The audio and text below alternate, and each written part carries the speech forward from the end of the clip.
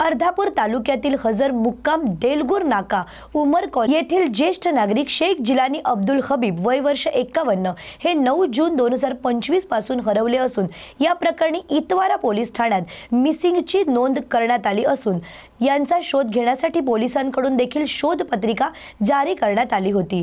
पोलिसांनी दिलेल्या माहितीनुसार संबंधित व्यक्ती जर कोणाच्या निदर्शनास आली तर त्वरित इतवारा पोलीस ठाण्यात संपर्क करावा असे आवाहन देखील पोलीस प्रशासनाकडून करण्यात आले होते। आणि या बातमीचा आढावा घेतला आहे आमचे प्रतिनिधी मोहम्मद रफीक यांनी। मेरा नाम अखिला बी, मेरे शोहर का नाम शेख जिलानी, उम्र उनकी 52 साल, उनको पैरलेस हुआ है, आँखों से कम नजर आता, एक पैर से लंगड़ते चलते। उन्होंने बकरीद के ईद के दिन थे, बकरीद के ईद के दिन थे 9 तारीख के दिन घर से गए, 1 बजे का टाइम था। बकरीद के ईद के तीसरे दिन गए, मेरे बेटी के पास जा रहे बोले, उन्होंने बेटी के इधर गए, वहां से देगलूर नाके से उधर ऑटो में बैठ के उधर चले गए। उनका दिमाग क्या कमजोर था? हाँ, दिमाग कमजोर है उनका, आंखों की दिमाग की नस दबेली है उनकी। हाँ, चलने आता नहीं आता उनका भी? चलने नहीं आता अभी, फरकते चलते, एक पैर से लंगड़ते लंगड़ते चलते। रिश्तेदारों में भी जाके आए हम, रिश्तेदारों के पास किसके पास भी नहीं है। हिमायतनगर को भी गए, बहन के पास नहीं है, निजामाबाद गए, बड़े पहाड़ को गए, इसको हैदराबाद गए, और इसको अजमेर को दामाद बेटी वहाँ अजमेर जाके देख के आए, उनका भाई चचेरा सैलानी को जाके देख के आए। फिर उसके बाद मैं आजाद दिन आज जुम्मा को बारठ को जाके आई उनके वतन पे, वहाँ भी जाके सब देख के आए हम। हाँ, मोबाइल में डाले। काम करने को तुम बोलते कि पुणे को गए थे, तो क्या हो सकता पुणे को गए कि क्या उन्होंने ऐसा पुणे को गए? नहीं, पुणे से आके उनको 5 साल हो गए। हाँ, अभी उनको दिख रहा नहीं पुणे को जाने के वास्ते। हाँ, पुणे की इधर नहीं गए, रिश्तेदारों में भी नहीं है। पुलिस स्टेशन को दिए क्या तुम मिसिंग कार्रवाई? हाँ, दी ना। हाँ। वो अपने इतवारा पुलिस चौकी में दी। इतवारा पुलिस चौकी में से जाके मैं कंप्लेन करी वहाँ पे। फिर वहाँ से उसके बाद में फिर यहाँ नाके पे भेजे, नाके पे भी आके वहाँ पे भी दी मैं, वहाँ से भी करी। हमारे वालिद साहब है, हमारे वालिद साहब हमारे अम्मी के पास रहते थे और मेरे पास मतलब आके 15-20 दिन हो गए थे। उन्होंने बकरीद के ईद के टाइम पे यहाँ आए, यहाँ आने के बाद में उन्होंने मतलब 2 दिन रहे, फिर 9 तारीख के दिन मेरे पास आ रहे बोल के वापस उधर आए। फिर वहाँ आके घर पे बैठे, चाय पानी वो पीने के बाद बाहर निकले, उन्होंने रोड पे जाके आ रहे बोल के। फिर उसके बाद में उन्होंने जो चले गए 9 तारीख के दिन, तो वापस आए नहीं, उन्होंने ऑटो में बैठ के गए बोल के बच्चे बोले हमारे दुकान पे से गए। खुबा मस्जिद के पास दुकान है हमारी, इतर की टोपियों की दुकान है हमारे भतीजे की, वहां से गए उन्होंने। और हम इसमें इतवारा पुलिस स्टेशन में जाके रिपोर्ट लिखा के आए, वहां से यहाँ पे भेजे, नाके के चौकी में भेजे हमको। वहाँ पे आए, उन्होंने भैया जो है सो न्यूज में डाले, पेपर में डाले, पुलिस वाले सो उन्होंने हमारी बहुत मदद कर रहे। उन्होंने मतलब उन्होंने हमको भरोसा भी दिलाए कि हम तुम्हारे वालिद साहब को ढूंढ के निकालते, तुम बहुत परेशान हो रहे वो बोल के उन्होंने हमको बोले तुम परेशान मत हो, हम देते। अगर हमारे अब्बा आप किसी को कहीं भी दिखेंगे तो मेहरबानी होगी जरा इत्तला हमको करिए, आप सबकी मेहरबानी होंगी। हमारे अब्बा हमारे अम्मी बहुत परेशान है, हमको एक ही भाई है, हम 6 बहना है, हमारे वालिदा के ऊपर हर चीज है, हमारे वालिदा बहुत हद से ज्यादा परेशान हो रहे। आप लोगों से बहुत मेहरबानी होंगी, आप लोग अगर हमारे अब्बा को जल्दी से जल्दी जहाँ कहीं भी मिलेंगे हमारे अब्बा के वास्ते दुआ करो और हमारे अब्बा मिल जाना बोल के, हमारे अब्बा मिलने के बाद हमको जरा इत्तला करो, आप सबकी मेहरबानी होंगी।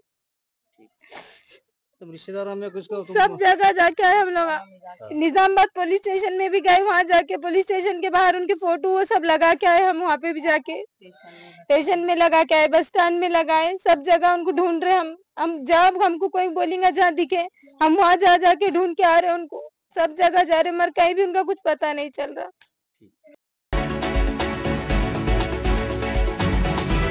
गोंदिया जिल्ह्यातील बहुउद्देशीय सामाजिक संस्थांच्या पुढाकाराने तिरोडा तालुक्यातील सुकडी ग्रामपंचायतीच्या कार्यालयामध्ये 18 जुलै रोजी लोकशाहीर अण्णाभाऊ साठे यांची पुण्यतिथी साजरी करण्यात आली। यावेळी डॉक्टर बाबासाहेब आंबेडकर आणि अण्णाभाऊ साठे यांच्या प्रतिमेला पुष्पहार अर्पण करून माळा देखील अर्पण केली। कार्यक्रमाची सुरुवात करण्यात आली त्यानंतर महाराष्ट्र चळवळीत लोकशाहीर अण्णाभाऊ साठे यांचे मोलाचे योगदान कसे होते ते सांगण्यात आले।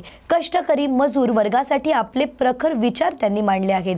लोकशाहीर अण्णाभाऊ साठे यांचे विचार पत्रकांच्या माध्यमातून घराघरात पोहोचावे यासाठी प्रयत्नशील राहण्याचे आवाहन या कार्यक्रमाचे अध्यक्ष तसेच युवा नेते जगदीश बावनथडे यांनी केले आहे। या कार्यक्रमाला सुकडीचे सरपंच सुनील मेश्राम, उपसरपंच संदीप कुर्वे, माजी युवा अध्यक्ष देवेंद्र चौधरी, दलित सामाजिक सेल जिल्हा उपाध्यक्ष मुन्ना बिनझाडे यांसह इतर मान्यवर उपस्थित होते। आणि या बातमीचा आढावा घेतला आहे आमचे प्रतिनिधी प्रवीण शेंडे यांनी। सांगलीच्या इस्लामपूरचे नाव बदलून ईश्वरपूर करण्याचा राज्य सरकारच्या निर्णयाचे इस्लामपूरमध्ये सकल हिंदू समाज, रयत क्रांती शेतकरी संघटना, राष्ट्रवादी शिवसेनेच्या वतीने जल्लोषात स्वागत करण्यात आले। फटाक्यांची आतिषबाजी आणि साखर पेढे वाटप करत आनंदोत्सव साजरा करण्यात आला। इस्लामपूरचं नाव ईश्वरपूर करावं अशी मागणी हिंदुत्ववादी संघटनांकडून करण्यात आली होती। यावर अधिवेशनामध्ये राज्य सरकारने हा प्रस्ताव मंजूर करत केंद्राकडे पाठवणार असल्याची घोषणा केली आहे। तर इस्लामपूर वासियांनी सरकारचे आभार मानले आहेत। आणि या बातमीचा आढावा घेतला आहे आमचे प्रतिनिधी कृष्णात पाटील यांनी। वाशिम जिल्ह्यात गेल्या अनेक दिवसांपासून वरुण राजाने पाठ फिरवली होती, परंतु काल संध्याकाळी या वरुण राजाचे पुन्हा एकदा आगमन झाले असून जवळपास अर्धा तास संततधार पावसाने हजेरी लावली। त्यामुळे शेतकरी राजा तर सुखावलाच, पण जिल्ह्यातील नागरिकांना देखील अत्यंत आनंद झाला आहे। या बातमीचा आढावा घेतला आहे आमचे प्रतिनिधी ज्ञानेश प्रसाद यांनी। यवतमाळमधील नितीन मिर्झापुरे मित्रपरिवार आणि राजमुद्रा प्रतिष्ठान यांच्या वतीने तसेच महात्मे नेत्रपेढी आणि रुग्णालय SMMI welfare charitable trust Nagpur यांच्या सौजन्याने 18 जुलै रोजी लोकशाहीर अण्णाभाऊ साठे यांच्या स्मृती दिनाचे औचित्य साधून भव्य नेत्र तपासणी मोतीबिंदू शस्त्रक्रिया शिबिराचे आयोजन मांगुळ येथे मा भवानी मंगल कार्यालयात करण्यात आले होते। तसेच 50 वर्षावरील गरजू रुग्णांसाठी मोफत चष्मे वाटप सुद्धा करण्यात आले होते। छत्रपती शिवाजी महाराज, डॉक्टर बाबासाहेब आंबेडकर आणि लोकशाहीर अण्णाभाऊ साठे यांच्या प्रतिमेचे पूजन करून या कार्यक्रमाची सुरुवात करण्यात आली। तर या शिबिरामध्ये रुई, वाई, बेलोरा, मांगुळ अशा अनेक गावातील सुमारे 2000 रुग्णांनी सहभाग घेतला। समाजातील प्रत्येक गरजू व्यक्तींपर्यंत आरोग्याच्या सेवा पोहोचवणं हे आपलं आद्य कर्तव्य आहे, असं राज्यमुद्रा प्रतिष्ठानचे संस्थापक नितीन मिर्झापूर यांनी सांगितलं आहे। हे आरोग्य शिबिर यशस्वी करण्यासाठी रोहन पवार, कुंदन नागदेवते, गौरव अवझाडे, सुमित गावंडे अशा अनेक कार्यकर्त्यांनी विशेष मेहनत घेतली आहे। तर परिसरातील नागरिकांनी मोठ्या संख्येने उपस्थित राहून या आरोग्यवारीच्या कार्यक्रमाला उत्स्फूर्त प्रतिसाद दिल्याबद्दल नितीन मिर्झापुरे यांनी उपस्थित नागरिकांचे मनपूर्वक आभार मानले आहेत। आणि या बातमीचा आढावा घेतला आहे आमचे प्रतिनिधी निळकंठ मानकर यांनी। मित्रांनो नमस्कार, प्राध्यापक पंढरी पाटील। तुम्ही पाहू शकता मांगुळ तालुका जिल्हा यवतमाळ या ठिकाणी सकाळी ठीक 11 वाजतापासून माननीय नितीन भाऊ मिर्झापुरे मित्रपरिवार यवतमाळ व राजमुद्रा प्रतिष्ठान यवतमाळ यांच्या माध्यमातून भव्य नेत्र तपासणी व शस्त्रक्रिया शिबिराचे आयोजन करण्यात आले होते। आता मला वाटतं 2-3 वाजलेले आहेत। अद्ययावत आतापर्यंत जवळपास 500 ते 600 रुग्णांनी या शिबिराचा लाभ घेतल्याची माहिती ऍक्च्युअल आकडा माझ्याकडे आलेला आहे। जवळपास सायंकाळी 6 वाजेपर्यंत हे शिबिर चालणार आहे। हजारो रुग्ण या शिबिराचा लाभ घेणार आहेत। जवळपास 60 ते 100 लोकांना मोफत शस्त्रक्रिया सुद्धा या शिबिराच्या माध्यमातून करून देण्यात येणार आहे। आणि 50 वर्षावरील गरजू रुग्णांना या शिबिराच्या माध्यमातून चष्मे वाटपाचा सुद्धा कार्यक्रम या ठिकाणी मोठ्या प्रमाणात संपन्न झाले आहे। ही आरोग्याची वारी माननीय नितीन भाऊ यांच्या माध्यमातून गावागावात जाणार आहे। ग्रामीण भागातील वाई असेल, रुई असेल या सर्कलमधील लोकांनी मोठ्या प्रमाणात या शिबिराचा लाभ आतापर्यंत घेतलेला आहे। मी विनंती करतो पुन्हा एकदा की आपण सर्वांनी या शिबिराचा लाभ घ्यावा, कारण ही आरोग्यवारी दुसऱ्या टप्प्यामध्ये सुद्धा याच जोमाने प्रेम करणार आहे। मायबाप लक्षात घ्या, हे लोकांचं प्रचंड प्रेम आहे, नितीन भाऊंवरचं प्रेम आहे। एका शब्दात काहीच वेळाच्या कालावधीमध्ये एवढे मोठे लोक या ठिकाणी आलेत, त्या सर्व लोकांचं मी माननीय नितीन भाऊ यांच्या वतीने आभार व्यक्त करतो आणि लोकांना त्यांच्या आरोग्यासाठी या ठिकाणी माझ्या माध्यमातून शुभेच्छा व्यक्त करतो। थांबतो। मध्य नागपूरमधील रस्त्यावर पडलेले मोठे खड्डे, पावसाळा सुरू झाला असूनही अपूर्ण राहिलेली कामे, अर्धवट नाले सफाई तसेच गांधीबाग मार्केट परिसरात मोठ्या प्रमाणावर लागलेले अनधिकृत ठेले या अशा आणि अनेक नागपुरातील विविध महत्त्वाच्या समस्या घेऊन काँग्रेस कमिटीकडून सिव्हिल लाईन येथील महानगरपालिका आयुक्त कार्यालयासमोर मोर्चा काढण्यात आला आणि या बातमीचा आढावा घेतला आहे आमचे प्रतिनिधी पंकज जोशी यांनी। असं आहे की दरवर्षी नागपूर महानगरपालिका पावसाळा लागण्याच्या अगोदर नागपूर शहरातले खड्डे बुजवतात आणि नाले सफाई करतात, परंतु या नागपूर महानगरपालिकेमध्ये आपल्याला माहिती असेल की म्युन्सिपल कॉर्पोरेशनची नागपूर महानगरपालिकेची निवडणूक झालेली नाही आणि प्रशासक आहे, परंतु प्रशासक चांगल्या पद्धतीने काम करत नाही आहे। पूर्णपणे नालेसफाई झालेले नाही, ते नालेसफाई झाले नाही म्हणून चेंबरमध्ये पूर्णपणे पाणी भरतो आणि त्या पाण्यामुळे गोरगरिबांच्या घरी पाणी शिरतो आणि त्या पाण्यामुळे, त्या घाण पाण्यामुळे अनेक परिवार रोडावर आलेले आहे, अनेक परिवार उद्ध्वस्त झालेले आहे। नागपूर महानगरपालिका 10,000 रुपयाची मदत करतात, परंतु 10,000 रुपये पुरेसे नाही। ते 10,000 रुपये देतात, परंतु गोरगरिबांचे त्या ठिकाणी लाख लाख 2-2 लाख रुपयाच्या त्या ठिकाणी नुकसान होतो। नागपूर महानगरपालिकेने आतापर्यंत रोडावरचे खड्डे बुजवले नाही। पाणी भरल्यामुळे, पाणी साचल्यामुळे 2 चाकी वाहन चालकांचे त्या ठिकाणी मोठ्या प्रमाणामध्ये अपघात होत आहे, हे आपल्याला सुद्धा पत्रकार महोदयांना माहिती असेल। आज काय बोलणं झालं, काय म्हणणं? आज माननीय आयुक्त साहेबांनी आम्हाला वेळ दिलेली नाही, परंतु अतिरिक्त आयुक्त साहेबांनी आम्हाला आजची वेळ घेतलेली आहे आणि अतिरिक्त आयुक्त साहेबांना आम्ही आमच्या सर्व मागण्या त्यांच्यासमोर मांडलेल्या आहे। जर 1 आठवड्यामध्ये त्यांनी नागपूर शहरातले खड्डे बुजवले नाही आणि पूर्णपणे नाले साफसफाई केलेले नाही तर या नागपूर महानगरपालिकेच्या कुठल्याही अधिकाऱ्याला काँग्रेस पक्ष, मध्य नागपूर काँग्रेस कमिटी रस्त्यावर फिरू देणार नाही, एवढी चेतावणी मात्र त्या ठिकाणी आम्ही या ठिकाणी देऊन आलेलो आहे। काँग्रेस पक्षाचं चिंचभवन पडाव फैलच्या 18 रहिवाशांचे परिवारांचे पुनर्वसन करण्यासाठी नागपूर सिव्हिल लाईन येथे शिवसेना शिंदे गटाचे नागपूर अध्यक्ष प्रवीण शर्मा यांच्यातर्फे विभागीय आयुक्त बिद्री मॅडम यांना निवेदन देण्यात आले। या 18 परिवारांचे पुनर्वसन करावे, अन्यथा सर्व परिवार आणि शिवसेना शिंदे गट आमरण उपोषणाला बसेल असा इशारा यावेळेस देण्यात आला आणि या बातमीचा आढावा घेतला आहे आमचे प्रतिनिधी पंकज जोशी यांनी। दुर्गा गोवर्धन कोसारे, चिंचभवन पडाव फैल। मी चिंचभवन इथे राहते। 18 वर्षापासून म्हणजे 2018 पासून आम्हाला बेघर केलं आहे सरकारने। तेव्हापासून आम्हाला घरसुद्धा नाही आणि लाईटसुद्धा नाही आणि आम्ही खूप म्हणजे इकडे तिकडे फिरून खूप थकलो आहोत। याच्यानंतर आम्ही आता विचार केला आहे की आमच्याकडे काही पर्याय नाही, याच्यानंतर आम्ही जे करणार आहे ते आम्ही सरळ उपोषण करणार।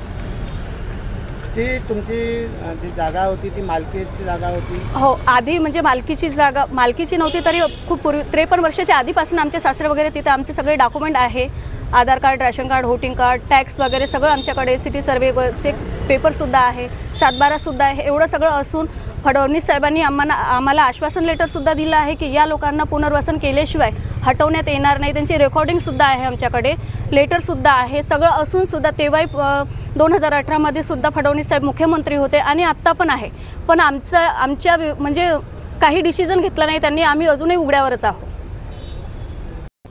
मी माननीय एकनाथ शिंदे साहेबांच्या वैद्यकीय मदत कक्ष अधिकारी आहो। पूर्व विदर्भाची मला साहेबांनी जबाबदारी दिली आणि दुसरं की माझं राहणं मनीषनगरला आहे आणि माननीय मुख्यमंत्री देवेंद्रजी फडणवीस साहेब यांच्या मतदारसंघात एक 18 परिवार जे पडाव फैल चिंचभवनमध्ये राहतात, मागील 53 वर्षापासून त्यांचं राहणं आहे आणि मधात ते पुनर्वसनमध्ये त्यांची कारवाई करण्यात आली आणि ते कारवाई केली, त्यानंतर त्यांचे घर वगैरे तोडले, त्याच्यानंतर त्यांचं पुनर्वसन आजपर्यंत झालेलं नाही। तर माननीय मुख्यमंत्री साहेबांना आम्ही एक निवेदन पण दिलेलं आहे इथे प्रोटोकॉलच्या हिशोबाने आणि आज आम्ही खास करून कारण की अधिकारी जे वर्ग आहे ते अलगर्जीपणा कुठेतरी दाखवत आहे आणि आज ते 18 परिवार पूर्ण रोडावर येऊन गेले आणि त्यांच्या पूर्ण जे घर तोडून आणि आज ते सध्याला तिथे टिनाच्या पत्रा वगैरे लावून आणि त्यांचं जे शिक्षण आहे मुलांचं ते दिवा वगैरे लावून तिथे लाईट नाही, पाणी नाही आणि ते मागील 10 वर्षापासून तिथे राहत आहे आणि प्रॉपर तसं ते 53 वर्षापासून राहत आहे, तरी त्यांना न्याय भेटत नाही। तर आज आम्ही काल आलो होतो माननीय विभागीय आयुक्त बिंद्री मॅडमकडे. मॅडमने स्वतः आम्हाला वेळ दिला होता आणि आज ते निवेदन दिलं आम्ही. आणि मॅडमने सांगितलं की मी लगेच कलेक्टर साहेबांना आदेश देते म्हणे की योग्य कारवाई करून आणि यांना पुनर्वसन करावा. आणि माननीय जिल्हाधिकारी साहेबांकडे जेव्हा हे दुर्गाताई कोसारे यांच्या पडाव फाईल चीज भवन पुनर्वसन संघर्ष समितीचे अध्यक्ष आहे, आज सर्व त्यांचे सदस्य बॉडी इथे आलेली आहे. आणि मॅडमला त्यांनी बोललं तर मॅडम बोलले की जेव्हा कलेक्टर साहेबांना ते बोलले, कलेक्टर साहेबांनी त्यांना बोललं की आम्ही फक्त 300 स्क्वेअर फूटची जागा देऊ. तर 300 स्क्वेअर फूटमध्ये काय होणार आहे? कमीत कमी शासनाने त्यांना 1000 स्क्वेअर फीटचा प्लॉट पुनर्वसन जे शिवणगावला दिलेलं आहे, तिथे पुष्कळ जागा आहे सरकारी, तर यांना तिथे शिवणगाव पुनर्वसनमध्ये 1000 स्क्वेअर फीटचा प्लॉट द्यायला पाहिजे. यासाठी आज आम्ही आलो आहे. आणि याच्यानंतर आम्ही सर्व जे मंत्री आहे, बावनकुळे सर आहे आणि आशिषजी जयस्वाल सर यांच्याकडे पण आम्ही जाणार आहोत. आणि त्यानंतर शेवटला आम्ही सर्व जे अधिकारी काय बोलतात, मिनिस्टर काय बोलतात ते सर्व घेऊन माननीय एकनाथ शिंदे साहेबांच्याकडे नगरविकास खातं आहे, तर साहेबांना आम्ही भेटणार आहोत ठाण्याला जाऊन, असं आम्ही आज संकल्पना केली आहे इथे. गरजू रुग्णांना तत्पर वैद्यकीय सहाय्य मिळावे तसेच योग्य मार्गदर्शन मिळावे या दृष्टीने नागपूर येथील मुख्यमंत्र्यांचे सचिवालय असलेल्या हैदराबाद हाऊस येथे मुख्यमंत्री देवेंद्र फडणवीस यांच्या संकल्पनेतून मुख्यमंत्री सहाय्यता निधी आणि धर्मदाय रुग्णालय मदत कक्ष सुरू करण्यात आला आहे, अशी माहिती या कक्षाचे प्रमुख डॉक्टर सागर पांडे यांनी पत्रकार परिषदेत दिली आहे. आणि या बातमीचा आढावा घेतला आहे आमचे प्रतिनिधी पंकज जोशी यांनी. वास्तविक पाहता मुख्यमंत्री पदाच्या पहिल्या टर्ममध्ये एक महाराष्ट्रामध्ये मोठ्या प्रमाणामध्ये एक आरोग्य शिबिराची एक वेगळी मोहीम जी आहे ती मोहीम सुरू झालेली होती. आपल्या सगळ्यांना कल्पना आहे की ट्रायबल भागापासून ते महाराष्ट्रातल्या कानाकोपऱ्यामध्ये वैद्यकीय सहायता सुविधा शासकीय यंत्रणेसमवेतच वेगळ्या पद्धतीने पोहोचता यावी यासाठी एक पहिला प्रयोग मुख्यमंत्री महोदयांच्या पहिल्या टर्ममध्ये फडणवीस साहेबांच्या झालेला होता आणि त्याला खूप वेगळा प्रतिसाद भेटला. आणि त्याच्यामधून मुख्यमंत्री सहायता कक्ष जे आहे त्याची गरज भासली. ही काही वेगळी यंत्रणा नाही आहे, शासकीय यंत्रणेला सहाय्यभूत व्हावं, गरजवंताला वेळेवर तात्काळ मदत मिळावी याच्याकरता एक दुवा असावा म्हणून एक सहायता कक्ष तयार झालेला आहे. विदर्भामध्ये एक स्वतंत्र कक्ष या 2-3 महिन्यापूर्वी आपण सुरू केलेला आहे. पालकमंत्री बावनकुळे सरांनी ह्या कक्षाची इथे सुरुवात केलेली होती. तर ह्या कक्षामार्फत जे काही अडीअडचणीत असणारे रुग्ण आहेत त्यांना वेळेवर तत्पर सुविधा मिळावी या दृष्टिकोनातून हा कक्ष सुविधा सुरू केलेला आहे. तर त्याची सविस्तर माहिती माध्यमांच्या आपल्या सर्वांच्या माध्यमातून सामान्यपर्यंत पोहोचावी म्हणून ही पत्रकार परिषद घेतलेली आहे. मी आपला सगळ्यांचा वेळ घेत नाही. पांडे सर त्याचे विदर्भ विभागाचे इथले प्रमुख आहेत, सदस्य सचिव पण आहेत. तर मी त्यांना विनंती करतो की इथली रचना आणि आपल्या सगळ्या कार्यपद्धतीबद्दल आपण माहिती द्यावी. सॉफ्टवेअर जो आहे ते तयार करण्याची प्रक्रिया सुरू आहे, पण सध्या परिस्थितीत जे आहे एक 10 ते 12 दिवसात रुग्णांना जे आहे ते पैसे मिळून जातात. याच्यामध्ये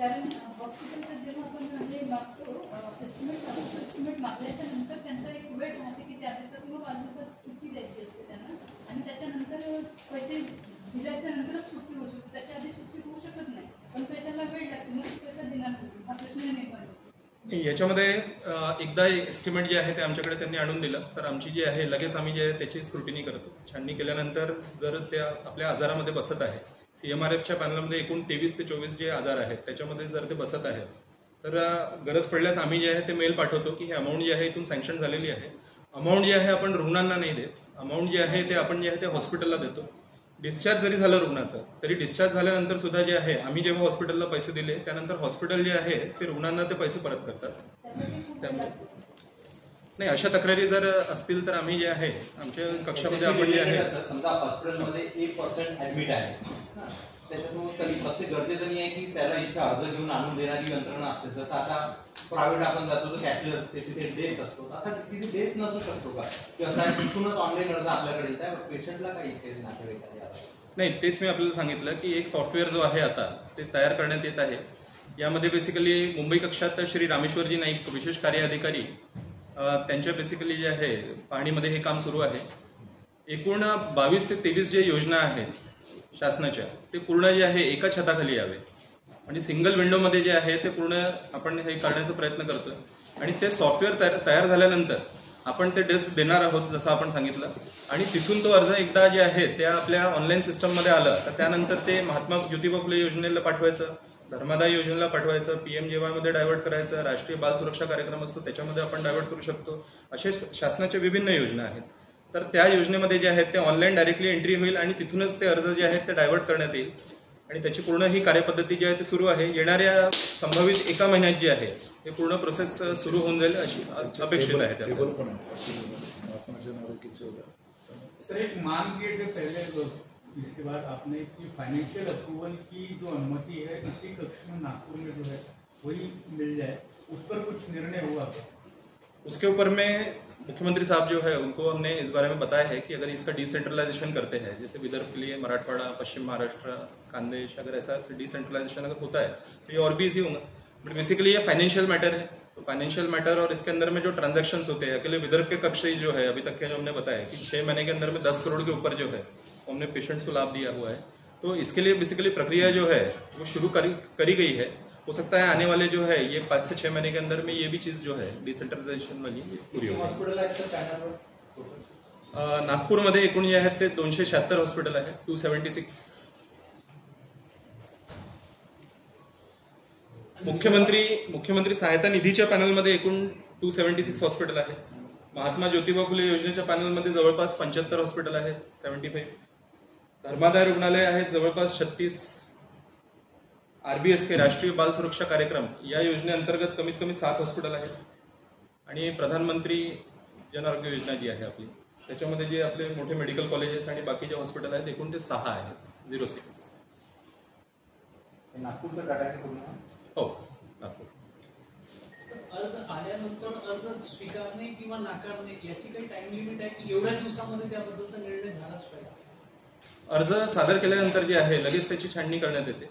एकूण मी जे आपल्याला सांगितले की जितके आजार याच्यामध्ये बसतात तर ते त्या आजाराव्यतिरिक्त जर असेल तर लगेच जे आहे ते रुग्णांना आपण सांगतो तिथे की हा आजार जो आहे बेसिकली.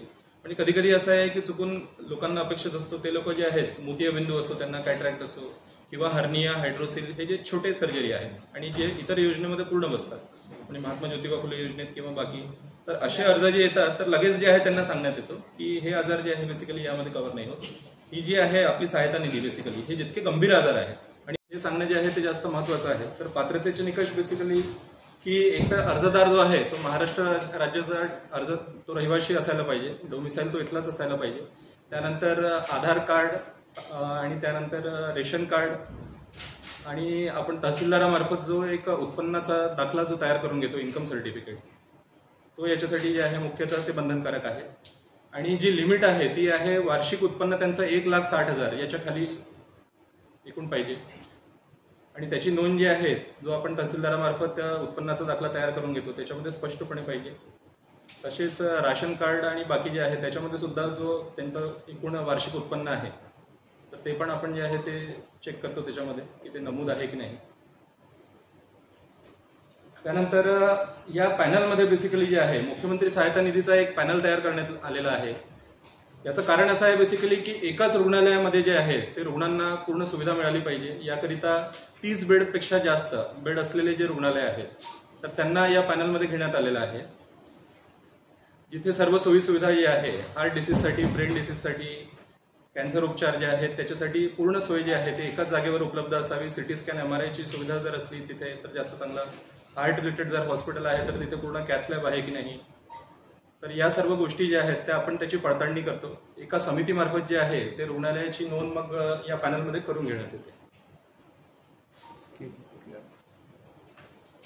या योजनेअंतर्गत आपण कोणकोणत्या आजारावर मदत करतो याची माहिती महत्वाची आहे.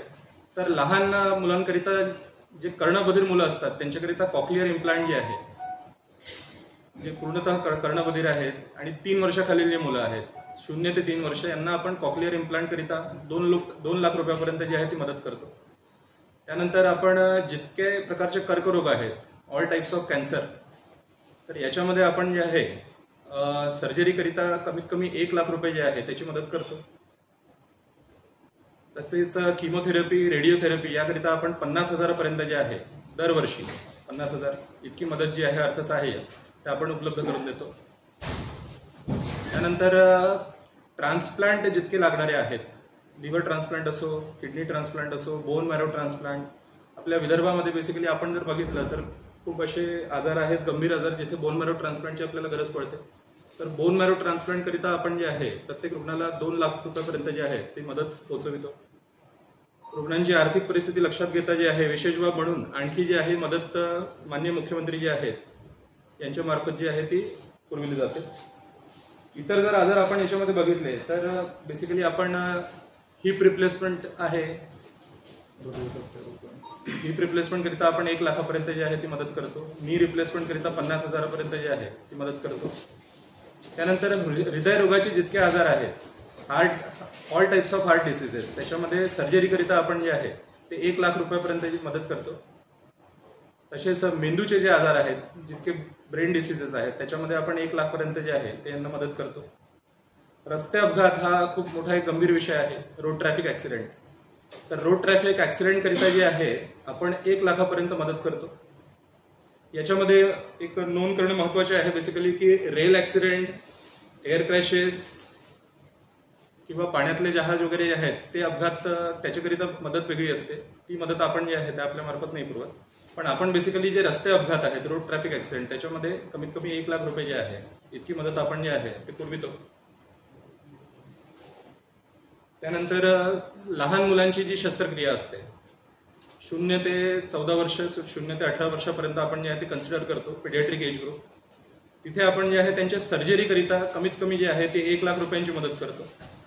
तसेच जे नवीन जन्मलेले जे बाळ आहेत, निओनेटल आपण ज्यांना म्हणतो, तर त्याच्यामध्ये आपण कमीत कमी 50,000 रुपये जे आहे इतकी मदत करतो.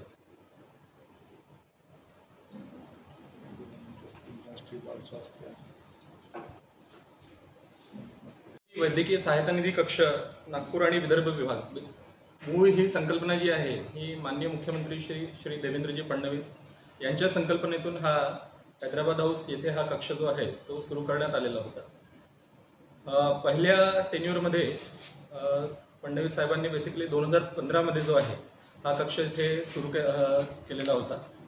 आणि या कक्षातून जे आहे नंतर जानेवारी 2017 पासून आपण जे आहे ते सहायता निधी सुद्धा जे आहे ते निर्गमित करणे सुरू केलेले होते. विदर्भातील बेसिकली जे 11 जिल्हे आहेत आपले, नागपूर विभागातील 6 जिल्हे आणि अमरावती संभागातील 5 जिल्हे, हे संपूर्ण जिल्ह्यांकरिता बेसिकली हा कक्ष जो आहे तो स्थापन करण्यात आलेला आहे. सुरुवातीला मुंबई मंत्रालय येथे पहिला कक्ष जो आहे तो स्थापन करण्यात आलेला होता.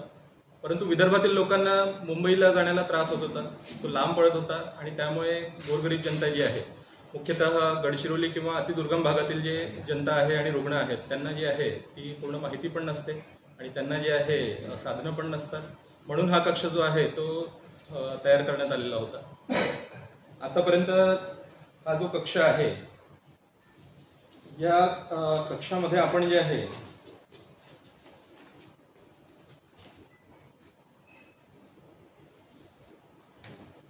सन जानेवारी 2017 पासून ते जून 2025 पर्यंत आतापर्यंत आपण जे आहे ते 99,46,94,041 इतका जो आहे धनादेश तो आपण वितरित केलेला आहे. मी पुन्हा एकदा सांगतो, 99,46,94,041 99,46,94,041 इतका निधी जो आहे तो आतापर्यंत आवंटित करण्यात आलेला आहे.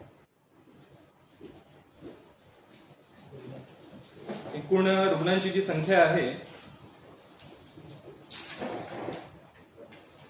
11,849 11,849 इतक्या रुग्णांना जानेवारी 2017 ते जून 2025 पर्यंत आपण जो आहे तो लाभ दिलेला आहे. जानेवारी 2025 पासून ते आतापर्यंत जर आपण आकडा बघितला तर तो आकडा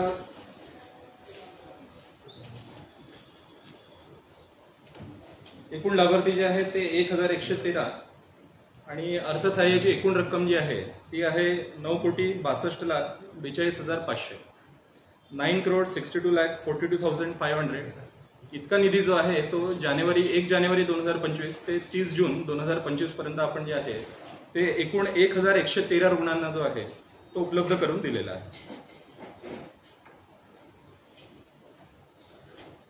आपले काही प्रश्न असतील किंवा माहिती.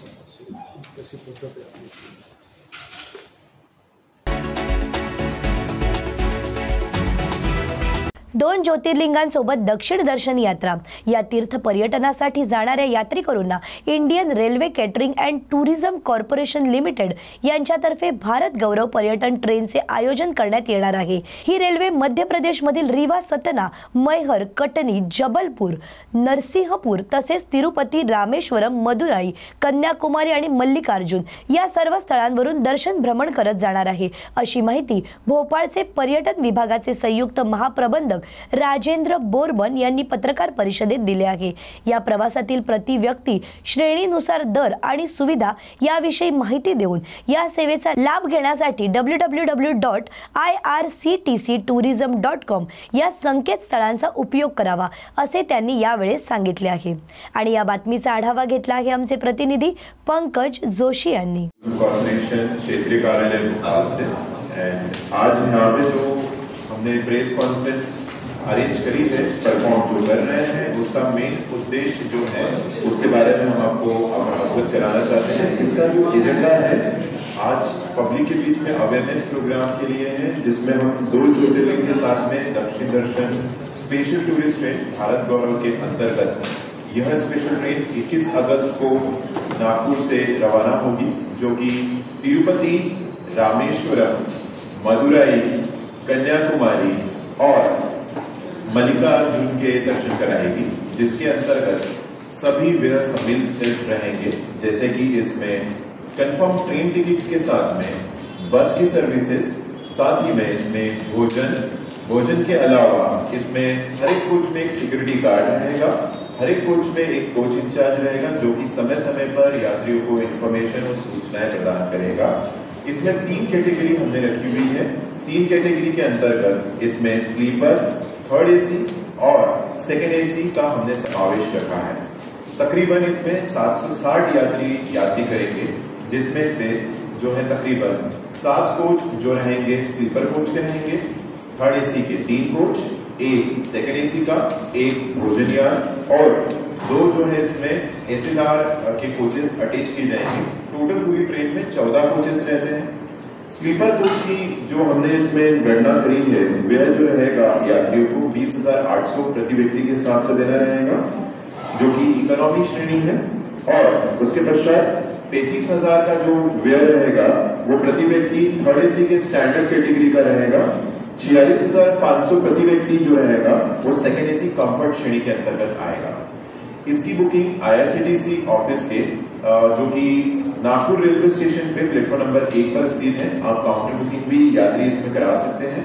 साथ ही इसमें यात्री अगर ऑनलाइन बुकिंग कराना चाहते हैं तो www.irctctourism.com के माध्यम से भी करा सकते हैं.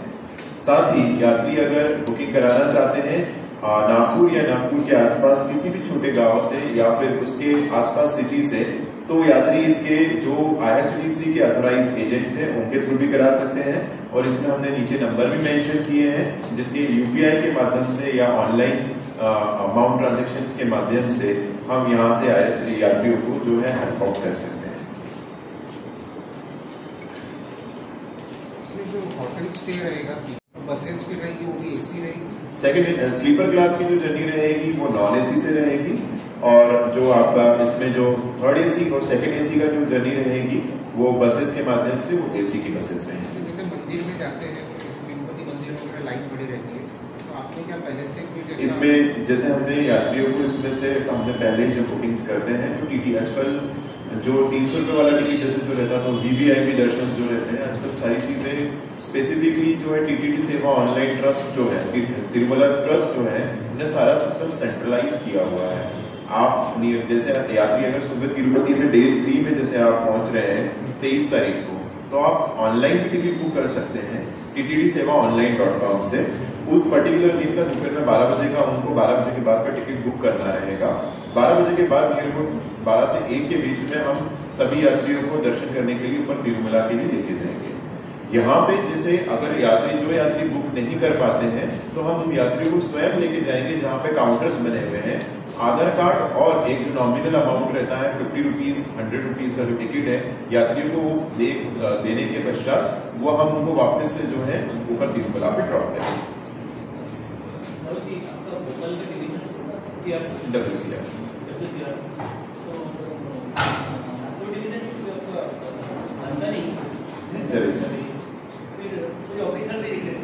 नहीं सर, एक्चुअल में IRCTC जो है Indian railway catering and tourism corporation के बिहाफ से मैं ही रिप्रेजेंटेटिव हूँ यहाँ पे, और ऐसा बनने और उसकी बिगड़ने वाली बात नहीं है सर। एक्चुअल में सर रिप्रेजेंटेटिव मुझे एज अ बोला गया है बोलने के लिए एज अ स्पोक्स पर्सन, तो मैं आया हूँ। लास्ट टाइम AK सिंह सर आए थे जो कि PRO थे, अभी वो एज अ कंसल्टेंट है हमारे यहाँ IRCTC।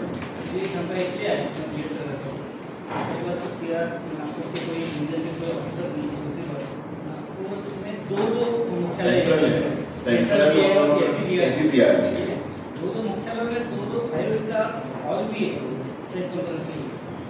हम यहाँ ले सर। जैसे सर ने मुझे अभी बताया इसके बारे में जानकारी दी, हम नेक्स्ट टाइम डेफिनेटली इस चीज को ध्यान में रखेंगे और कोई ना कोई PRO अगर रहे हम उसमें तो ज्यादा अच्छा रहेगा, जिसके अंतर्गत उनको भी सूचना रहेगी। ये आपने अच्छा पॉइंट किया, डेफिनेटली हम इस बारे में हमारे जो हायर अप्स है हम उनको इसके बारे में अवगत करेंगे, जिससे मैक्सिमम कवरेज हमारा ही होगा। मैं ये बात जान रहा हूँ कि अगर कंसर्न जो अगर रेलवे ऑफिशियल्स रहेंगे तो कवरेज ज्यादा मिलेगा, बट डेफिनेटली हम उनको भी बताएंगे इस बारे में। राहुल जी, और एक रिक्वेस्ट है कि जैसे हम प्रेस कॉन्फ्रेंस ले रहे हैं, नागपुर में ले रहे हैं, क्योंकि आप चाहते हैं कि नागपुर से बुकिंग्स आए, तो साथ ही साथ आप क्या करें, नागपुर में जो ऑथोराइज रेलवे एजेंट्स है उसकी भी लिस्ट आप हमको दें तो हम उसको भी पब्लिश करते हैं, क्योंकि कैसा होता है कि जनरली जो क्लाइंट होता है, कस्टमर होता है, उसको ये नहीं मालूम रहता है कि उसके एरिया में कौन है रेलवे। सर अभी मैं आपकी बात से बिल्कुल सहमत हूँ। इसमें सर जैसे एजेंट की लिस्ट हम पब्लिश नहीं कर सकते, क्योंकि आप ये बात मानते हैं कि मतलब ये मेरा मानना है सर कि फिर वो पक्षपाती चीजें हो जाएंगी कि बायसनेस है कि हम एक का कर रहे हैं फिर दूसरे का नहीं कर रहे हैं। लेकिन सर ये अगर जैसे एजेंट की बात आती है तो IRCTC की जो साइट्स है उसमें एजेंट्स डिटेल है, डायरेक्टली एजेंट्स के थ्रू भी बुकिंग करा सकते हैं। लेकिन अगर जो एजेंट्स के पास नहीं पहुंच पा रहे हैं तो हमारे पास यहाँ पे जो पोस्टेड है मिस्टर निखिल जादव, वो भी यहीं पे पोस्टेड है नागपुर में, उसमें इनका नंबर भी दिया हुआ है सर, एंड वो यहीं पे नागपुर रेलवे स्टेशन पे ही पोस्टेड है। डायरेक्टली जो भी क्लाइंट अगर कांटेक्ट करना चाहते हैं या उनको प्रॉब्लम आ रही है बुकिंग के लिए तो वो यहाँ पे आके बुकिंग करा सकते हैं। लेकिन डेफिनेटली अगर आपको ऐसा लगेगा तो हम आपको इंडिविजुअली हम प्रोवाइड करा देंगे, तो आप एजेंट की डिटेल्स दे सकते हैं। सर इसका ट्रेन नंबर जो रहता है वो बाद में जनरेट होता है, क्योंकि ये भारत गौरव स्पेशल टूरिस्ट ट्रेन रहती है। तो BGT कॉन्सेप्ट में जो भी ट्रेन चलती है, जब उसका सर्कुलर या फिर आप कहना चाहें कि इसका जब ऑर्डर निकलता है, तो जैसे सपोज किया 10911 या फिर मैंने आपको एग्जाम्पल के तौर पर बताया,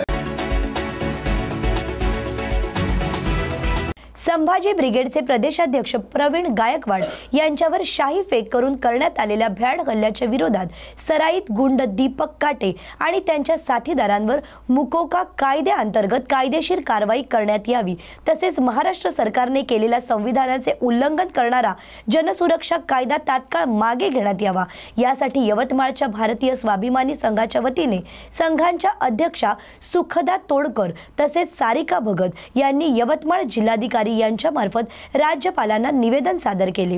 यावेळी भारतीय स्वाभिमानी संघाचे सदस्य जिल्हाधिकारी कार्यालयात आवर्जून उपस्थित होते आणि या बातमीचा आढावा घेतला आहे आमचे प्रतिनिधी परिमल चिंचोलकर यांनी। उपजिल्हाधिकारी कार्यालयाकडे या ठिकाणी आपण आलेलो आहोत।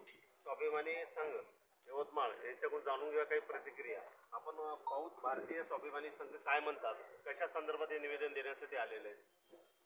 ताई आपल्याला सांगता येईल का नेमकं आपण इथे कशासाठी आला? मी कुंदा तोडकर, राष्ट्रीय अध्यक्षा भारतीय स्वाभिमानी महिला संघ नई दिल्ली।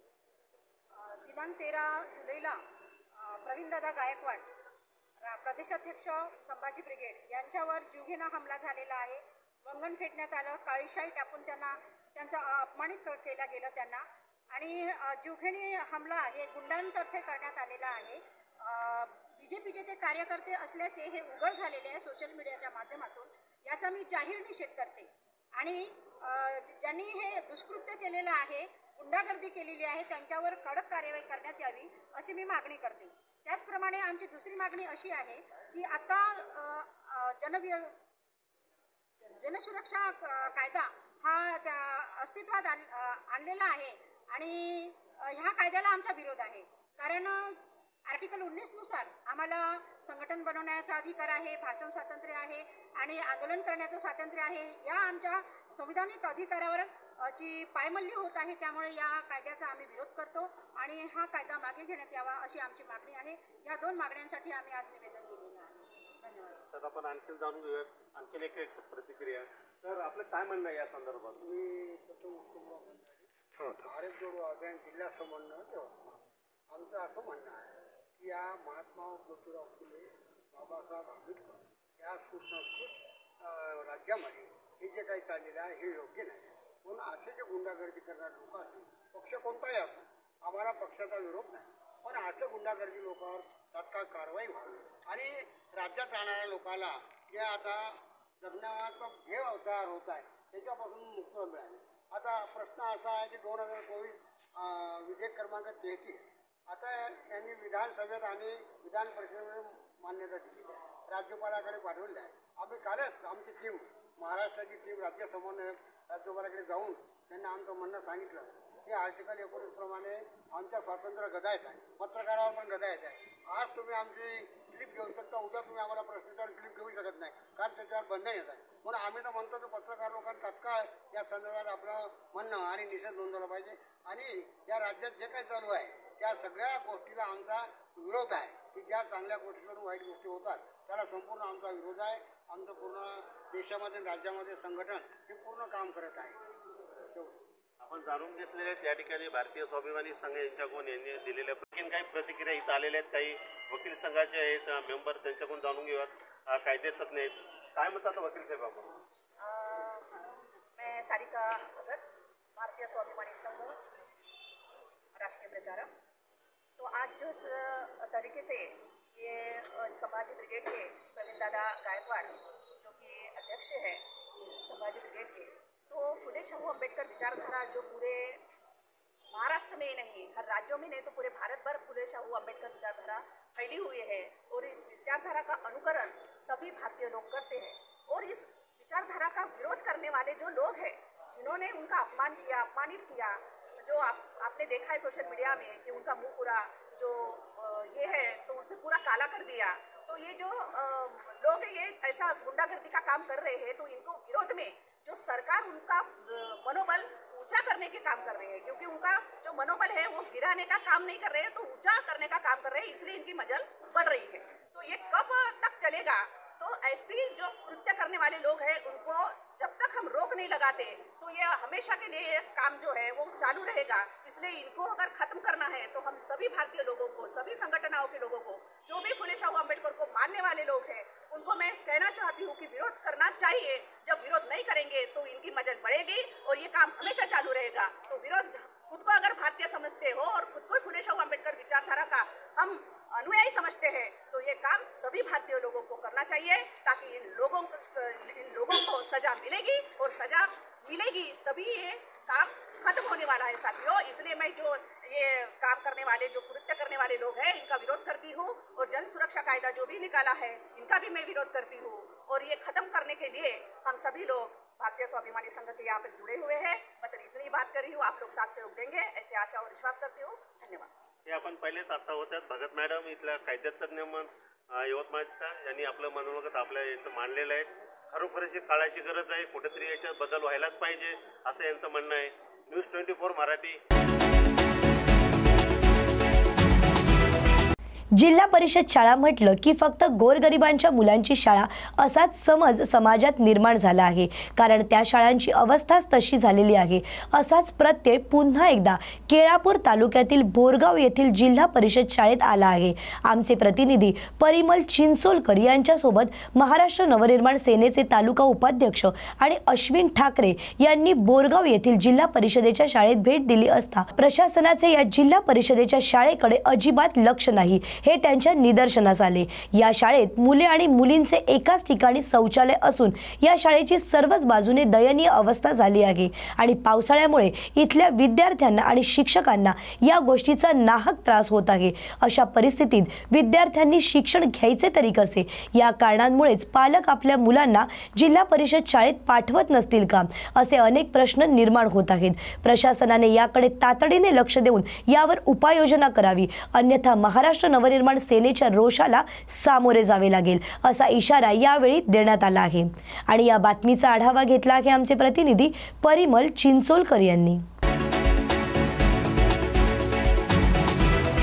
सजाकारांच्या तावडीतून मराठवाडा मुक्त करण्यासाठी त्यावेळी अनेक स्वातंत्र्य सैनिकांनी झुंज दिली। याच लढाईमध्ये स्वातंत्र्यवीर हुतात्मा बहरजी शिंदे यांनी हिंगोली गावातील आजेगाव येथे गोळी लागल्याने वीरमरण पावले। त्यांच्या स्मृतिप्रीत्यर्थ आज त्यांची पुण्यतिथी वसमत येथील बहिर्जी स्मारक विद्यालय येथे साजरी करण्यात आली। त्यांच्या प्रतिमेचे पूजन विद्यालयाचे सेवानिवृत्त शिक्षक वृंद NS जाधव, वीरभद्र बेंडगे, सालमोटे, कोरडे, सातपुते तसेच विद्यालयाचे मुख्याध्यापक PG शेळके यांच्या हस्ते करण्यात आले। यानंतर राष्ट्रगीत पार पडल्यावर विद्यालयाच्या विद्यार्थ्यांनी प्रभात फेरी वसमत शहराच्या मुख्य मार्गावरून काढण्यात आली। या कार्यक्रमाला विद्यालयाचे शिक्षक, शिक्षकेतर कर्मचारी मोठ्या संख्येने उपस्थित होते। आणि या बातमीचा आढावा घेतला आहे आमचे प्रतिनिधी गिरीश देशमुख यांनी। घरकुलचे लाभार्थी पंचायत समितीमध्ये घरकुलच्या चेकसाठी तसेच पैसे मिळण्यासाठी सतत खेटे घालत आहेत, तरी सुद्धा पैसे मिळत नसल्याने नागरिक त्रस्त झाले असून त्यांना या गोष्टीचा अतोनात त्रास सहन करावा लागतोय। याच्या निषेधार्थ अनुसूचित जाती आणि जमाती विभागाचे अध्यक्ष रमेश सावळे यांनी सोमवार दिनांक 21 जुलै 2025 रोजी अंजनगावच्या सुरजी येथील पंचायत समितीसमोर आंदोलन करण्याचा इशारा दिला। घरकुल धारकांना अतोनात त्रास सहन करावा लागत असल्यामुळे आम्ही आंदोलनाचा पवित्रा घेतलाय, असे त्यांनी यावेळी स्पष्ट केले आहे। आणि या बातमीचा आढावा घेतला आहे आमचे प्रतिनिधी दीपक इंगळे यांनी। नारायणपूर येथील जे 5 वर्गाचा जो प्रश्न उपस्थित केला आहे, पालकवर्ग आपल्या सोबत आहे। पालकवर्गांनी आता अनेक वेळा या ठिकाणी निवेदन दिलेले आहेत। या संदर्भात आपण काय म्हणाल? हे कापूस तळणी माझी सासरवाडी आहे। मी सासरवाडीला 8 दिवसांनी जातो, त्याच्या नाला भरपूर पाणी असते आणि अशा परिस्थितीत ते नारायणपूर जे आहे, नारायणपूरमध्ये विद्यार्थी खूप आहेत आणि विद्यार्थीमध्ये जर त्याला जाग्यावर सुविधा भेटल्या, जाग्यावर त्याला आता 5 वर्गाची हे भेटली तर शासनाने लवकर देऊन द्या, कारण की त्याला ऑर्डर देऊन द्या, जाऊ द्या तिकडे, कारण की जेणेकरून त्या विद्यार्थ्याचा प्रश्न होईल ना, एखादा विद्यार्थी वाहून गेला तर कोणावर आपत्ती येईल? शासनावर येईल की नाही? म्हणून माझी सर्व अधिकाऱ्यांना यांना लवकरात लवकर तुम्ही ते त्याला परमिशन देऊन द्या। आपण त्या ठिकाणचे पालकवर्ग आहे का? आपली काय मागणी आहे? आपली मागणी हेच आहे की याच्या अगोदर आम्ही 2007 मध्ये भरपूर पूर गेला होता, म्हणजे बाळ आली होती, त्या निमित्ताने आमच्या गावात 2 मृत्यू झाले होते, तिथं शाळेतले लेकरं, त्या हिशोबाने आमचा भेव असा लागू राहिला। मला नाती आहे आणि नाती ते लवतून कमी गेले आणि ते वाहून गेले तर मला नाती भेटणार नाही, म्हणून आमचे याच्यात लेकरं वाढले नाही पाहिजे, आम्हाला शाळा नारायणपूरला भेटली पाहिजे, शासनाचा असा आदेश आहे भाऊ। आपण आज पंचायत समिती ठिकाणी आलात, कशा संदर्भात आलात, काय कारण आहे आणि आपण मॅडमला भेटले का? मी गटविकास अधिकाऱ्यांना सोमवारचं धरणे आंदोलनाचं निवेदन दिलेलं आहे, कारण की तालुक्यामध्ये घरकुल जे लाभार्थी आहेत त्या लाभार्थ्यांचे मस्टरचे पैसे 119 लाभार्थी आणि अजून झालेले 40-50 लाभार्थी, ह्या लाभार्थ्याला ते त्यांचे पैसे मिळत नाही आहे आणि हा अमरावतीपर्यंत अमरावतीच्या डिप्टी शिवपर्यंत हा प्रश्न नेलेला आहे, पण तरी हा प्रश्न सुटत नाही आहे। कुठेतरी याला कायद्याची चौकट देऊन हा प्रश्न सुटला पाहिजे। आणि दुसरी गोष्ट, जे हप्ते आहेत, मजुराचे हप्ते, मजुरीचे जे मास्टरचे पैसे आहेत किंवा आपल्या जे घरकुलाचे पैसे आहेत हे तात्काळ झाले पाहिजे। दुसरी गोष्ट, जिल्हा परिषद शाळा ह्या काही गळत आहेत आणि विद्यार्थ्यांना काही खूप त्रास होत आहे आणि हा शिक्षणाचा मुद्दा हा चांगला मुद्दा आहे, हा शासनाने तिच्या ग्रामपंचायत लोकप्रतिनिधींनी हा सर्व राबवायचा आहे, जेणेकरून विद्यार्थ्याला कापूस सहित अनेक लोक त्रस्त झालेले आहेत। माझी लोकप्रतिनिधींना विनंती आहे की आपल्या स्तरावर त्या शाळेच्या ज्या देखभाल दुरुस्ती असतील त्या कराव्यात आणि शासनाला विनंती आहे की त्या शाळा, जिल्हा परिषद शाळा दुरुस्त कराव्यात। तसेच मांगनी क्या है? हमारी मांगनी ऐसी है कि हम नारायणपुर में रहने वाले हैं और नारायणपुर में रहने की वजह से क्या हुआ, 2005 में के साथ में बाढ़ आई थी तो इसमें 2 बच्चे बह के चले गए थे और हम वो स्कूल में डाल भी देते तो बच्चों की गारंटी शासन को लेना पड़ेगा। अब तुमको कौन से स्कूल में 5वीं क्लास का क्लास होना? हमको चौथी स्कूल को 5वीं जोड़ने का है, ऐसा गवर्नमेंट का GR है। हाँ। हमको मिलना है, हमारा हक है ये। कब से तुमने अर्ज किया था? हमने आज से समझो 6 महीने से हम उसके पीछे लगातार रहे, तो भी तुमको मिल रही नहीं? तभी हमको मिल रहे नहीं। अब हमने अब क्या करेंगे? अब हम सोमवार से धरने आंदोलन रख देंगे, बच्चों को भी लेकर जाएंगे, पालक भी रहेंगे, जब तक कि हमको परमिशन मिलेगी नहीं, जब तक कि हम ही बैठे रहेंगे।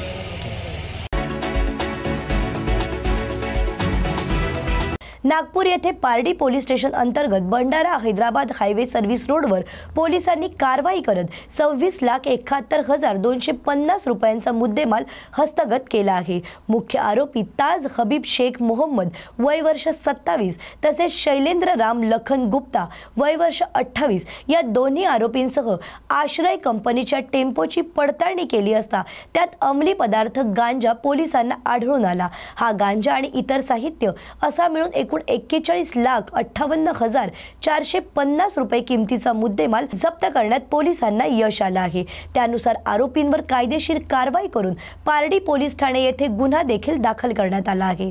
आणि या बातमीचा आढावा घेतला आहे आमचे प्रतिनिधी पंकज जोशी यांनी। गुन्हे शाखा युनिट 5 पथकातील पोलीस हवालदार राजेंद्र टाकळीकर यांना त्यांच्या बातमीदाराकडून माहिती मिळाली होती। MH40 BG 6034 हा आयसर टेम्पो ओडिशा येथून गांजा घेऊन येणार आहे। सदर बातमीची माहिती वरिष्ठांना देऊन बातमीची पडताळणी करण्यात आली। बातमीची पडताळणी करून भंडारा हैदराबाद हायवे रोडचा जो सर्व्हिस रोड आहे, मा उमिया वसाहतीच्या समोरील बाजूस असलेल्या महालक्ष्मी पेट्रोल पंपाच्या मागील बाजूच्या भिंतीला रोड लगत आम्ही सापळा कारवाई करण्यासाठी थांबलो होतो। सदर ठिकाणी MH40 BG 6034 हा टेम्पो आला। सदर टेम्पोतील चालक आरोपी ताज मोहम्मद हबीब शेख वय 29 वर्ष, राहणार वाकी, वार्ड नंबर 3 सावनेर, व सदर गाडीतला क्लीनर शैलेंद्र रामलखन गुप्ता, राहणार प्रबुद्ध नगर, यशोधरा नगर, नागपूर यांना ताब्यात घेऊन त्यांच्याकडे प्रथम आम्ही पडताळणी केली असता त्यांनी त्यांच्या गाडीमध्ये असलेले रिकामे जे कॅरेट आहेत ते दाखवले। सदर कॅरेटमध्ये काही एक चीज वस्तू मिळून आली नव्हती, परंतु बातमीदाराकडून मिळालेल्या खात्रीशीर माहितीच्या अनुषंगाने ताब्यात घेतलेल्या चालक ताज मोहम्मद याच्याकडे सखोल चौकशी केली असता त्याने सदर टेम्पोच्या बेसमध्ये 4 कप्पे केले होते व त्यामध्ये ड्रॉवर होते। त्या ड्रॉवर मध्ये एकूण 108 जे आहेत ते वेगवेगळे पॅकेटमध्ये गांजा रॅप करून ठेवलेला होता। पंचांसमक्ष सदर गांजाचे वजन केले असता 106.850 किलोग्रॅम एकूण 26,71,250 रुपयाचा गांजा जप्त करण्यात आलेला आहे। सदर कारवाई दरम्यान अटक करण्याचे आरोपी ताज मोहम्मद शेख याच्याकडून 2 मोबाईल, शैलेंद्र गुप्ता याच्याकडून 1 मोबाईल व त्यांनी गुन्हा करण्यासाठी वापरलेला आयसर टेम्पो असा एकूण 41,58,450 रुपयाचा मुद्देमाल जप्त करण्यात आलेला आहे।